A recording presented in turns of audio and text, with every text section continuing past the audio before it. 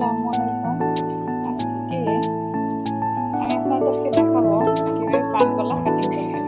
একদম সহজ নিয়মে পছন্দের জন্য। আর আপনারা যদি এভাবে কাটিং করেন অবশ্যই যারা নতুন আছেন তারা খুব সহজে শিখতে পারবেন। প্রথমে এখানে 3 ইঞ্চি 2.5 ইঞ্চিতে দাগ দিয়ে দেবেন। এরপরে ভালোবাসবো বাসবো রে বন্ধু তোমায় যতনে, আমার মনের ঘরে চাঁদের আলো জুইয়া জুইয়া পরে পুষে রাখবো রে বন্ধু তোমায় যতনে।